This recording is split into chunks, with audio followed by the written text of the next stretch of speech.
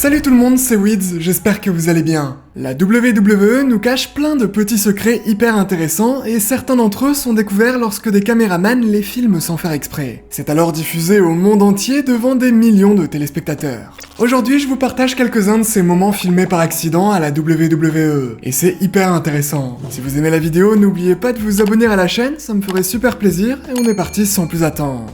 Numéro 8.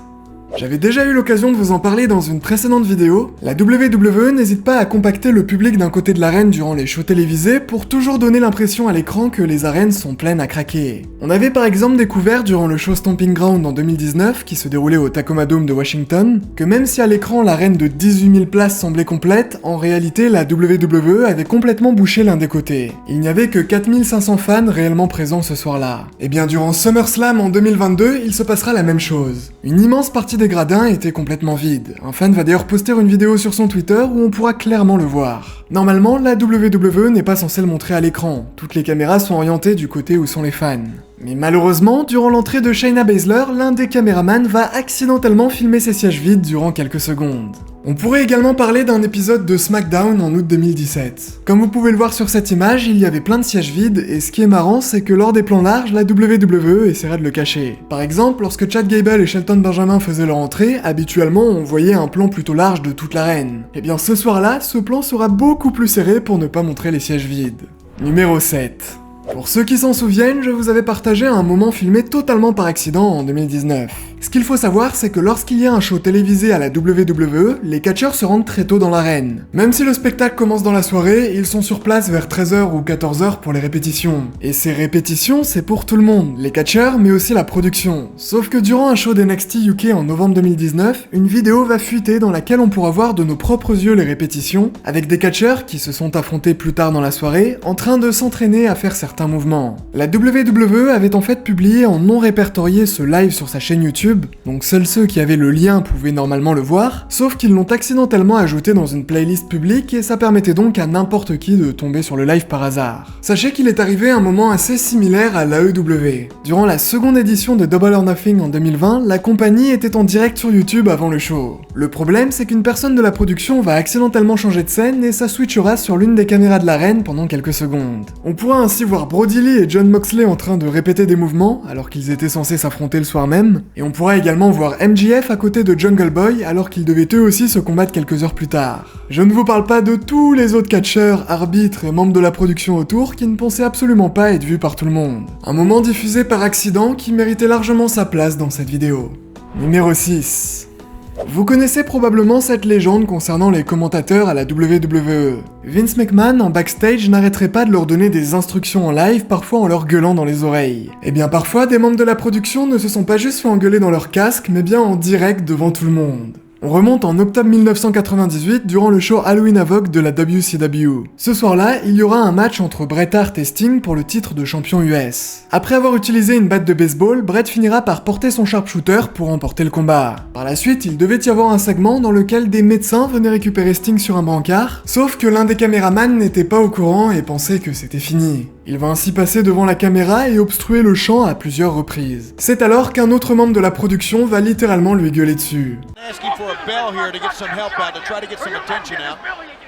Numéro 5. Depuis le double meurtre et suicide de Chris Benoit en juin 2007, la WWE fait très attention à ne jamais reparler de lui. Vous n'aurez jamais son nom mentionné quelque part et vous ne tomberez sur aucun résultat dans vos recherches. La compagnie essaie d'être le moins liée possible avec lui et d'effacer son nom partout où elle le peut. Pour des raisons techniques, c'est impossible de retirer ses matchs sur le network, ça causerait plein de trous dans les shows. Mais du coup, la règle d'or c'est de ne jamais le mentionner dans les nouveaux contenus de la compagnie, mais le problème c'est que même ça c'est assez difficile de bien le contrôler. En décembre 2019, la WWE va publier un documentaire de 45 minutes sur Trish Stratus, retraçant toute sa carrière jusqu'à son dernier match face à Charlotte en 2019. Le 6 décembre 2006, elle aura l'occasion de combattre dans le main event de Raw, ce qui était très rare pour des femmes à l'époque. Dans le reportage, on nous parlera de cette soirée et on nous montrera notamment ce tableau. Il comportait la liste de tous les matchs de la soirée avec le nom des producteurs, des arbitres et des catcheurs, dont notamment celui de Chris Benoit. Et oui, car le catcheur avait un match en équipe avec Chris Jericho contre Batista et Triple H ce soir-là. Un petit détail dont on devait parler dans cette vidéo. Numéro 4.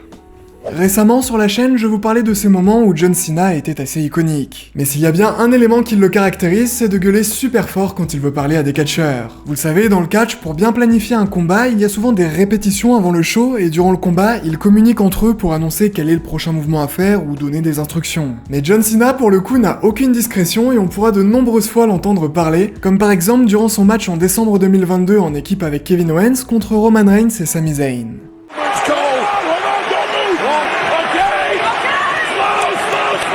J'ai aussi en tête ce moment durant un match contre Darren Young où il va lui indiquer qu'il comptait faire une clothesline. Un autre moment, ce serait face à Sheamus lors d'un match en cage en lui demandant de lui faire un coup de coude.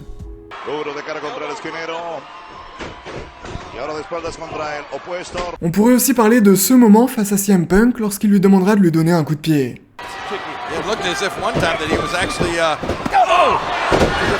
Numéro 3. Vous vous souvenez certainement de ce moment durant SummerSlam en 2012 où Fred Durst avait fait un énorme doigt d'honneur. La WWE a une politique stricte pour que ces shows soient tout public et elle veut éviter de montrer ce geste à l'écran. Eh bien en juillet 2019, il va se passer un moment assez similaire lorsque Samoa Joe et Kofi Kingston seront sur le ring pour faire une promo. Ce soir-là, il était prévu que Kofi Kingston fasse un doigt d'honneur à Samoa Joe, mais les caméras devaient surtout faire en sorte qu'on ne le voit pas à l'écran. Le problème, c'est que même si la caméra sera derrière la tête de Samoa Joe pour bien cacher le doigt, ce dernier va bouger et on pourra ainsi voir le geste pleinement à l'écran. La WWE ne voulait vraiment pas que ça se voie, et du coup sur la version du network, elle va retoucher ce moment au montage pour que ce ne soit plus visible. Numéro 2.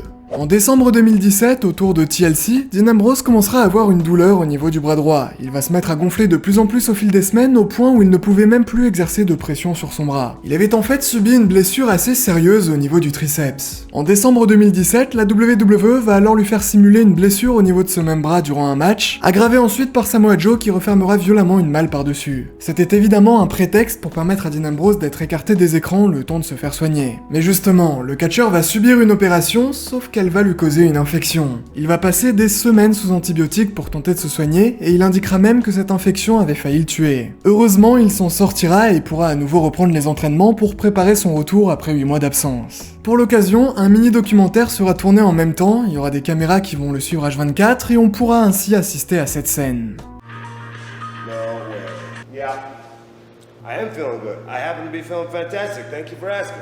Except for, the last 8 months, where I nearly died. But thanks for calling. I've been back in the game for 30 seconds and I'm already getting pissed off. Dean venait de recevoir un appel imprévu qui sera capté en direct et apparemment c'était Seth Rollins à l'autre bout du fil. Bon, même si ça avait l'air d'être un peu tendu, plus tard dans le documentaire, on aura l'occasion de voir les deux hommes se retrouver, visiblement sans aucun problème.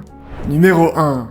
Si WrestleMania 26 est marqué à tout jamais dans la tête des fans, c'est notamment grâce au combat entre l'Undertaker et Shawn Michaels. Ce dernier avait mis sa carrière en jeu, a perdu le match et par la suite nous a fait un discours d'au revoir. Shawn Michaels était une légende du catch et forcément ça va émouvoir beaucoup de fans.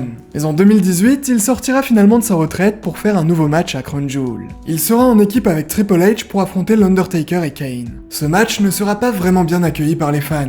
On reprochait notamment au catcheur d'avoir cassé le mythe de WrestleMania 26 en brisant sa retraite pour de l'argent. Au-delà de ça, le match sera aussi rempli de ratés et le niveau était probablement pas à la hauteur des attentes. Mais ce qui nous intéresse concerne Shawn Michaels et Kane. Les deux hommes vont se retrouver dans le coin du ring et Shawn Michaels va accidentellement retirer le masque de Kane. Ça nous permettra durant quelques instants de voir son visage. Et même si en vrai on sait bien à quoi il ressemble, ça reste un moment filmé par accident.